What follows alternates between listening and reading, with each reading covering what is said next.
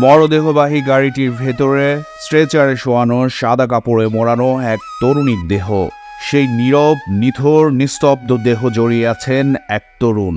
কখনো দেহটিকে বুকে আগলে রাখছেন, কখনো আবার কপালে এঁকে দিচ্ছেন স্নেহের চুম্বন।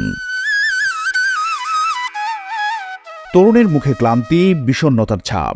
একটু পরপর ওই তরুণীর শরীর ভিজে যাচ্ছিল তরুণের চোখ বেয়ে গড়িয়ে পড়া জলে। অন্তর্জালে ছড়িয়ে পড়া 19 সেকেন্ডের একটি ভিডিওর দৃশ্য এটি। চিরদিনের জন্য ঘুমিয়ে পড়া ওই তরুণীর নাম পিউলি নন্দী।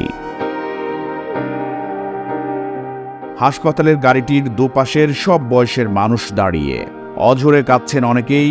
তখন ওই তরুণীর স্বামী অনিমেষ চৌধুরী গাড়িতে উঠে জড়িয়ে ধরেন প্রিয়তমা স্ত্রীকে। জানা যায়, গোসল শেষে বাড়ির উঠোনে টানানো তারে কাপড় শুকাতে গেলে বিদ্যুৎপুষ্ট হন তিনি।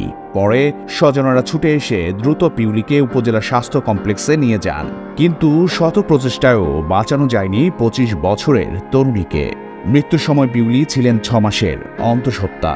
মায়ের আকস্মিক মৃত্যু কেড়ে নিল পৃথিবীর মুখ না দেখা সন্তানের প্রাণও।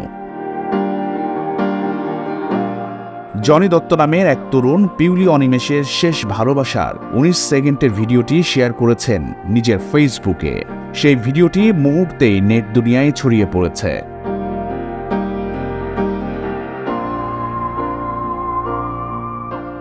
নিজের আসন্ন মৃত্যু কি জেনেই গিয়েছিলেন পিউলি? না হয় মৃত্যুর 2 দিন আগেই? কেন বা নিজের ফেসবুকে তিনি শেয়ার করবেন, একদিন শ্মশানে হবে পোড়া ছাই ও মন আমার। গৌরব করার কিছুই নাই গানটি। একদিন শ্মশানে হবে পুড়ে ছাই ও মন আমার। পিউলির জীবনে খুব দ্রুত এই গানের কথাগুলো যে সত্যি হয়ে গেল, খুব নির্মমভাবে সত্যি হয়ে গেল। পুড়ে ছাই। The news Bangladesh, news desk. পুরো